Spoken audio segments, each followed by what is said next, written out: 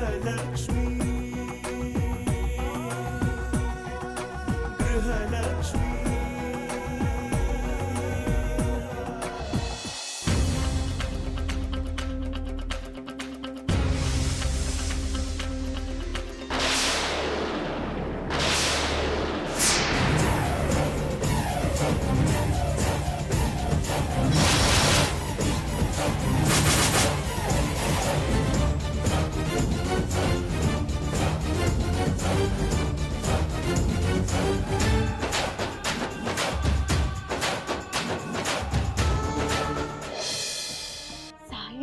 ಸಾಯಿನಾಥ ಅಂತ 24 ಗಂಟೆ ನೀನ್ ಜಪ ಮಾಡಿದ್ದಕ್ಕೆ ಪೂಜೆ ಮಾಡಿದ್ದಕ್ಕೆ ಪಾಪಿ ದೊಡ್ಡ ಪಾಪಿ ಅನ್ನೋ ಪಟ್ಟ ಕೊಟ್ಟಿದೀಯಲ್ಲ, ಯಾಕೆ ಸಾಯಿನಾಥ?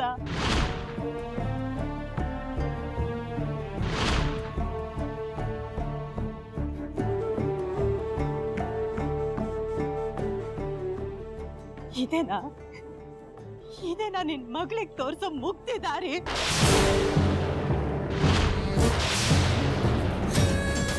ನೀನೇ ನನ್ನ ತಂದೆ ತಾಯಿ ಬಂದು ಬಳಗ ಅನ್ಕೊಂಡಿದ್ದೆ. ಅದೇ ನಾನು ಮಾಡಿದ ದೊಡ್ಡ ತಪ್ಪು.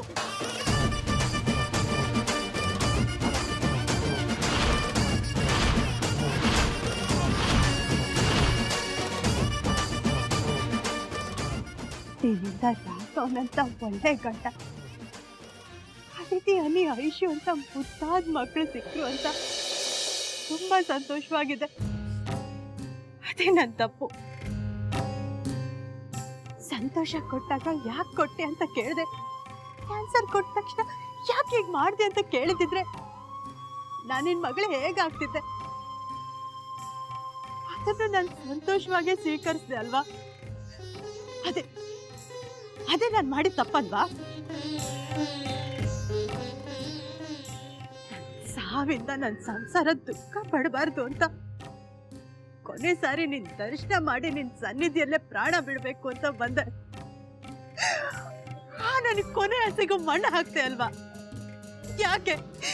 ಏನೇನು ಉದ್ದೇಶ?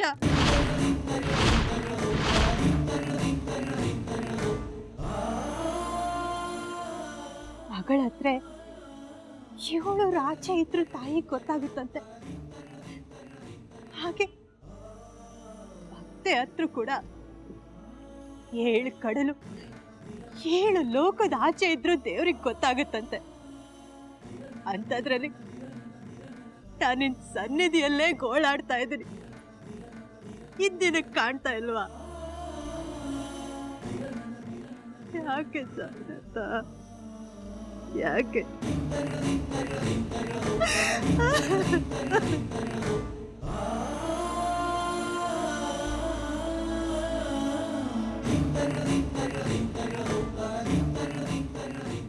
ನೀನ್ ದರ್ಶನ ಕೊಡದೆ ನನ್ನ ತಡೆದಿರ್ಬೋದು,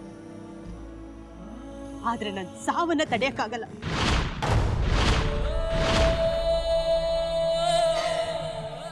ನಾನು ಅನ್ನ ನೀರು ಮುಟ್ಟ ಇಲ್ಲೇ ಕೂತಿರ್ತೀನಿ, ಇಲ್ಲೇ ನನ್ನ ಪ್ರಾಣ ಬಿಡ್ತೀನಿ.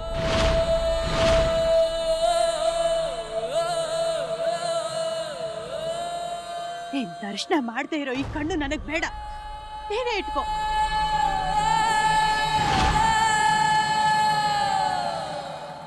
ದೃಷ್ಟಿನ ಕಿತ್ಕೊಂಡು ಕಿವಿ ಕೇಳೋ ಹಾಗೆ ಯಾಕೆ ಬಿಟ್ಟಿದೀಯ? ಓ, ಹಾಡು ಮಂತ್ರ ಕೇಳಿ ನರಳಿ ನರಳಿ ಸಾಯ್ಲಿ ಅಂತನಾ? ಸಾಯಿನಾಥ, ನಾನ್ ನಿನ್ನ ನೋಡ್ದೆ ಸತ್ರೆ ಭಕ್ತಿಗೆ ಬೆಲೆ ಇಲ್ಲ ಅಂತಾನೆ ಅರ್ಥ. ಈ ನನಗ್ ದರ್ಶನ ಕೊಟ್ರು ಕೊಡದೆ ಇದ್ರು ನಾನ್ ಸಾಯೋದಂತೂ ಖಂಡಿತ. ಆದ್ರೆ ಆ ಸಾವಿಗೆ ಅರ್ಥ ಕೊಡೋದು ನಿನಗ್ ಬಿಟ್ಟಿತ್ತು. ನಾನು ನಿನ್ನ ಮಗಳು, ನಿನ್ನಷ್ಟೇ ನನಗೂ ಹಠ ಇದೆ. ನೋಡೋಣ ಅಪ್ಪನ ಮಗಳ ಅಂತ. ಎಲ್ರನ್ನ ಬಿಟ್ಟು ನೀನ್ ಇದೆಯಾ ಅಂತ ಬಂದಿದ್ದೀನಿ. ನಾನು ಅನಾಥೆಯಾಗಿ ಸಾಯೋದಕ್ಕೆ ಬಿಡ್ತೀಯೋ ಇಲ್ಲ. ನಾನು ಇದ್ದೀನಿ ಅಂತ ತಂದೆಯಾಗಿ ಮಡಲ್ ಕೊಡ್ತೀಯೋ? ನಿರ್ಧಾರ ನಿನಗೆ ಬಿಟ್ಟಿದ್ದು.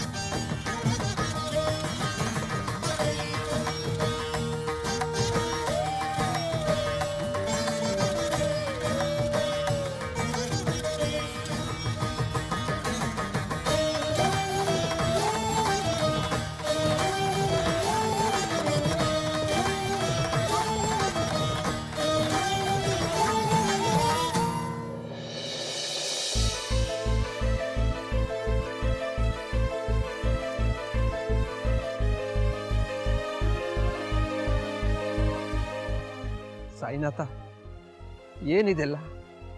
ಯಾಕೆ ಹೀಗೆ ಮಾಡ್ತಾ ಇದೀಯ? ಲಕ್ಷ್ಮಿಗೆ ನೀನು ಅಂದ್ರೆ ಪ್ರಾಣ. ಇವತ್ತು ಅವಳು ತನ್ನ ಪ್ರಾಣ ಹೋಗ್ತಿದೆ ಅನ್ನೋದು ಲೆಕ್ಕಿಸ್ತೆ. ನೀನು ಅವಳು ಕುಟುಂಬನ ಕಾಯ್ತೀಯ ಅನ್ನೋ ನಂಬಿಕೆ ಮೇಲೆ ಇಲ್ಲಿವರೆಗೂ ಬಂದಿದ್ದಾಳೆ. ಆದ್ರೆ ಅವಳಿಗೆ ನಿನ್ನ ಕಣ್ಣು ಮುಂದೆನೆ ಇಷ್ಟೆಲ್ಲ ಅನ್ಯಾಯ ನಡೀತಾ ಇದ್ರು. ಯಾಕೆ ಮೌನವಾಗಿದೆಯಾ? ಆ ಮೀರಾ ನಾಟಕ ಮಾಡಿ ಮೋಸದಿಂದ ರಾಘವನ್ನ ಮದುವೆ ಆದ್ಲು. ಇದನ್ನ ತಿಳ್ಕೊಳ್ದೆ ಲಕ್ಷ್ಮಿ ತನ್ನ ಪ್ರಾಣವಾಗಿದ್ದ ಕುಟುಂಬನ ಆ ಮೀರನ ಕೈ ಕೊಟ್ಟು ಬಂದಿದ್ದಾಳೆ. ಆದ್ರೆ ಆ ಮೀರಾ ಮೋಸದಿಂದ ಲಕ್ಷ್ಮಿ ಸಂಸಾರನ ಮುಗ್ಸಕ್ ಹೊರಟಿದ್ದಾಳೆ. ಆದ್ರೂ ನೀ ಸುಮ್ಮನೆ ಇದೆಯಾ? ಮನುಷ್ಯರು ಪ್ರೀತಿ, ಪ್ರೇಮ, ಸ್ನೇಹ ಅನ್ನೋ ಹೆಸರಲ್ಲಿ ಮೋಸ ಮಾಡ್ತಾರೆ. ಆದ್ರೆ ನೀನು ಭಕ್ತಿ ಅನ್ನೋ ಹೆಸರಲ್ಲಿ ನೀನು ನಮ್ದವ್ರಿಗೆ ಮೋಸ ಮಾಡ್ತಾ ಇದೀಯಾ.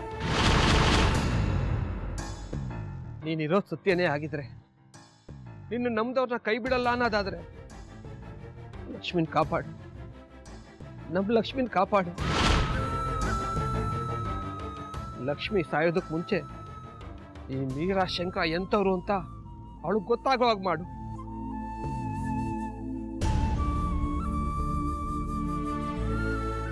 ಆಗ್ಲೇ ಲಕ್ಷ್ಮಿ ನಿನ್ನನ್ನು ನಂಬ್ಕೊಂಡು ಇಲ್ಲಿವರೆಗೆ ಬಂದಿರೋದಕ್ಕೂ ಸಾರ್ಥಕ ಆಗುತ್ತೆ. ಕಾಪಾಡು ಸಾಯಿನಾಥ, ಕಾಪಾಡು.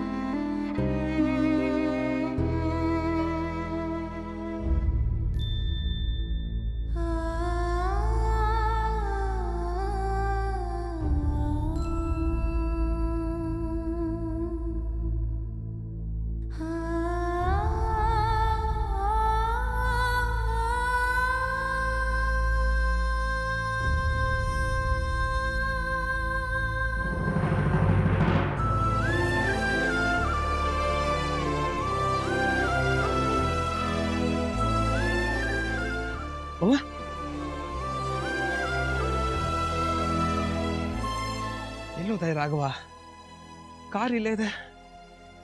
ಜೂನ್ ಎಲ್ಲೋದ? ಎಲ್ಲೋದ್ರೂ ಇಲ್ಲಿಗೆ ಬರಲೇಬೇಕಲ್ಲ.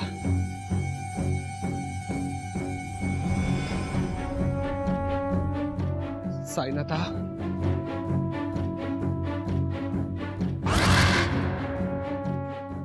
ಬಾವಾ ಬಾವಾ,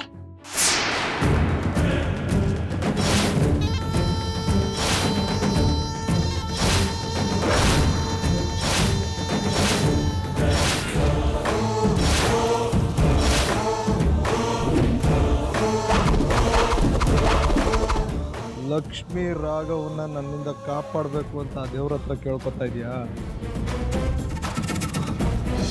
ಆ ದೇವರೇ ಬಂದ್ರು ಅದೆಲ್ಲ ಸಾಧ್ಯ ಇಲ್ಲ. ಸಾಧ್ಯ ಇಲ್ವಾ? ಅದನ್ನ ಹೆಂಗ್ ಸಾಧ್ಯ ಮಾಡ್ಬೇಕು ಅನ್ನೋದು ನನಗೆ ಚೆನ್ನಾಗಿ ಗೊತ್ತು. ಕಾಮಿಡಿ ಪೀಸ್ಗಳೆಲ್ಲ ಹೀರೋ ಥರ ಡೈಲಾಗ್ ಹೊಡೆಯೋಕೆ ಶುರು ಮಾಡ್ಬಿಟ್ಟಿದ್ದಾರೆ. ಏಯ್, ನೀನ್ ಜೀವಂತವಾಗಿದ್ರೆ ತಾನೇ ಹೇಳಕ್ಕೆ.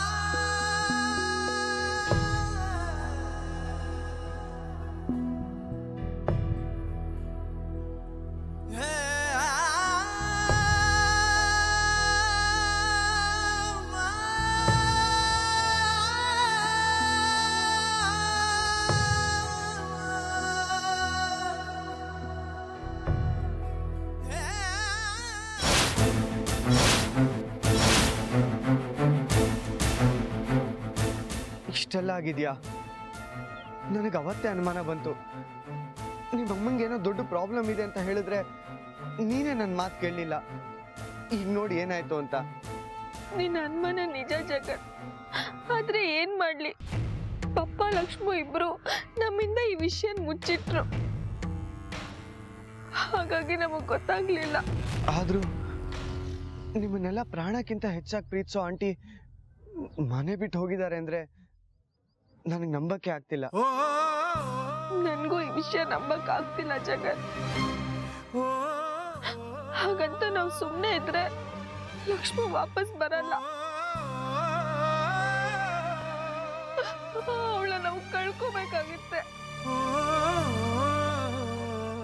ಲಕ್ಷ್ಮು ನನಗ್ ಬೇಕು ಜಗತ್. ಅವಳು ಬಿಟ್ರೆ ಬೇರೆ ಏನು ನನಗ್ ಬೇಕಾಗಿಲ್ಲ. ಲಕ್ಷ್ಮು ಏನಾದ್ರೂ ಸತ್ರೆ ಆ ಕ್ಷಣನೇ ನಾನು ಸತ್ತೋಗ್ತೀನಿ. ಜಗತ್, ನನ್ನ ಲಕ್ಷ್ಮಿ ನೋಡ್ಬೇಕು. ಪ್ಲೀಸ್ ನನ್ನ ಶಿರ್ಡಿ ಕರ್ಕೊಂಡು ಹೋಗು ಪ್ಲೀಸ್.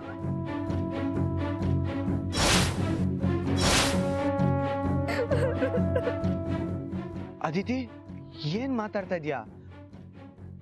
ಶಿರಡಿಗೆ ಹೋಗೋದು ಅಂದ್ರೆ ಏನ್ ತಮಾಷೆನಾ? ಇಲ್ಲಿಂದ 1000 ಕಿಲೋಮೀಟರ್ ಆಗತ್ತೆ. ಅಲ್ದೆ ಅಲ್ಲಿ ಹೋಗಿ ಎಲ್ಲಿ ಅಂತ ಹುಡುಕ್ತೀಯಾ? ಜಗನ್, ಲಕ್ಷ್ಮಣ್ ನೋಡ್ದೆ ನನ್ನಿಂದ ಇರಕ್ ಆಗ್ತಿಲ್ಲ. ಅವ್ಳು ಗ್ಯಾರಂಟಿ ಶಿರಡಿಗೆ ಹೋಗಿರ್ತಾಳೆ. ನನ್ನ ಅಲ್ಲಿಗೆ ಕರ್ಕೊಂಡು ಹೋಗು ಪ್ಲೀಸ್ ಜಗನ್. ಆಗಲ್ಲ ಅಂತ ಮಾತ್ರ ಹೇಳ್ಬೇಡ ಪ್ಲೀಸ್.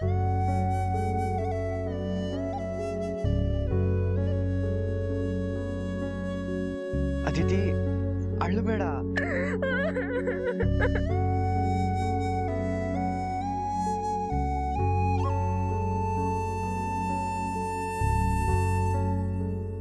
ಅದಿತಿ, ಅಳ್ಬೇಡ, ಸಮಾಧಾನ ಮಾಡ್ಕೋ. ನಿನ್ ಫೀಲಿಂಗ್ಸ್ ನನಗೆ ಅರ್ಥ ಆಗತ್ತೆ. ಆದ್ರೆ ಇದ್ದಕ್ಕಿದ್ದಾಗೆ ಕರ್ಕೊಂಡು ಹೋಗು ಅಂದ್ರೆ ಹೇಗೆ? ನನ್ನ ಹತ್ರ ಈಗ ದುಡ್ಡು ಬೇರೆ ಇಲ್ಲ. ಅಷ್ಟು ದೂರ ಹೋಗ್ಬೇಕು ಅಂದ್ರೆ ತುಂಬಾ ಖರ್ಚಿರತ್ತೆ. ಹೀಗೆ ಸಡನ್ ಆಗಿ ಹೇಳಿದ್ರೆ ಯಾರನ್ನ ಕೇಳಲಿ, ಎಲ್ಲಿಂದ ಅರೇಂಜ್ ಮಾಡ್ಲಿ ಹೇಳು? ದುಡ್ಡು ತಾನೆ, ನಾನ್ ತರ್ತೀನಿ. ಆದ್ರೆ ಪ್ಲೀಸ್ ಕಣೋ, ಅಲ್ಲಿ ಕರ್ಕೊಂಡು ಹೋಗಲ್ಲ ಅಂತ ಮಾತ್ರ ಹೇಳ್ಬೇಡ ಪ್ಲೀಸ್. ನಾನು ಅಲ್ಲಿ ಕರ್ಕೊಂಡು ಹೋಗು ಪ್ಲೀಸ್ ಜಗನ್. ಸರಿ, ಹಾಗಾದ್ರೆ ಒಂದು ಕೆಲಸ ಮಾಡು. ನಿಮ್ಮ ಮನೆಯಿಂದ ದುಡ್ಡು ಹಾಗೆ ನಿಮ್ಮ ಅಮ್ಮಂದು ಒಂದು ಫೋಟೋ ತಗೊಂಬ. ಇವತ್ತು ರಾತ್ರಿನೇ ಶಿರಡಿಗೆ ಹೊರಡೋಣ.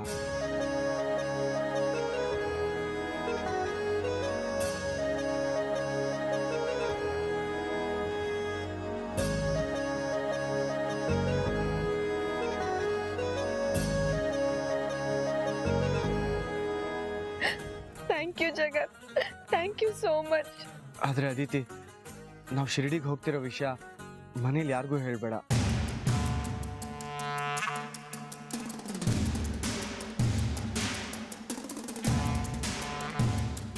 ಜಗನ್, ಮನೇಲಿ ಯಾಕೆ ಯಾರಿಗೂ ಹೇಳ್ಬಾರ್ದು? ಯಾಕೆ ಅಂದ್ರೆ ನಾವು ಹೋಗ್ತೀವಿ ಅಂತ ಹೇಳಿದ ತಕ್ಷಣ ಮನೇಲಿ ಆರ್ತಿ ಎತ್ ಕಳಿಸ್ಕೊಡ್ತಾರೆ ಅನ್ಕೊಂಡಿದ್ಯಾ? ನಿಮ್ಮಪ್ಪ ಬೇರೆ ಹುಡ್ಕೋದಕ್ಕೆ ಹೋಗಿದ್ದಾರೆ ಅಂತ್ಯ.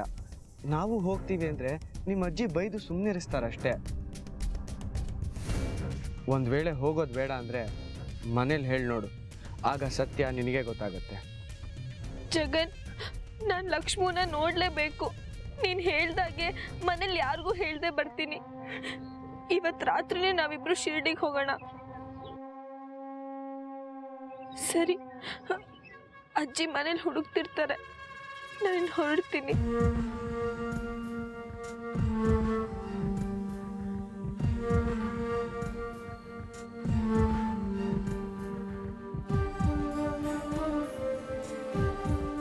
ಏನೋ ಜಗನ್, ಇಷ್ಟೊಂದು ಬದಲಾಗ್ಬಿಟ್ಟಿದ್ಯಾ? ಬದಲಾಗೋದ ನಾನಾ? ಅವ್ರಮ್ಮ ಮಾಡಿದ ಅವಮಾನ ನಾನಿನ್ನ ಮರ್ತಿಲ್ಲ. ಮತ್ತೆ ಶಿರಡಿ ಕರ್ಕೊಂಡು ಹೋಗ್ತೀನಿ ಅಂದಿಲ್ಲ? ಅವ್ರಮ್ಮ ದೊಡ್ಡದಾಗಿ ಬಂದು ಫ್ರೆಂಡ್ಸ್ ಆಗಿರಿ ಅಂದ್ಲು. ಇವಳು ಬಂದು ಫ್ರೆಂಡ್ಸ್ ಆಗಿರೋಣ ಅಂದ್ಲು. ಅದಕ್ಕೆ ನಾನು ಅವಳನ್ನ ಕರ್ಕೊಂಡು ಹೋಗಿ ರೂಮ್ ಮಾಡಿ ಒಂದು ಗತಿ ಕಾಣಿಸ್ತೀನಿ.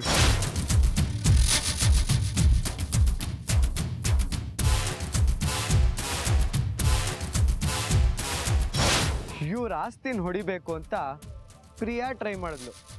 ಪಾಪ ಅವಳ ಕೈಲಿ ಆಗ್ಲಿಲ್ಲ. ಈಗ ನಾನು ಅದನ್ನ ಮಾಡ್ತೀನಿ. ಆಗ್ಲೂ ಫ್ರೆಂಡ್ ಆಗೇ ಇರ್ತೀನಿ. ಅವ್ರಿಡೀ ಫ್ಯಾಮಿಲಿ ನನ್ನ ಕಾಲಿಗೆ ಬಿದ್ದು ನನ್ನ ಮಗಳನ್ನ ಮದುವೆ ಆಗು ಅಂತ ಬೇಡ್ಕೋಬೇಕು. ಹಾಗೆ ಮಾಡ್ತೀನಿ.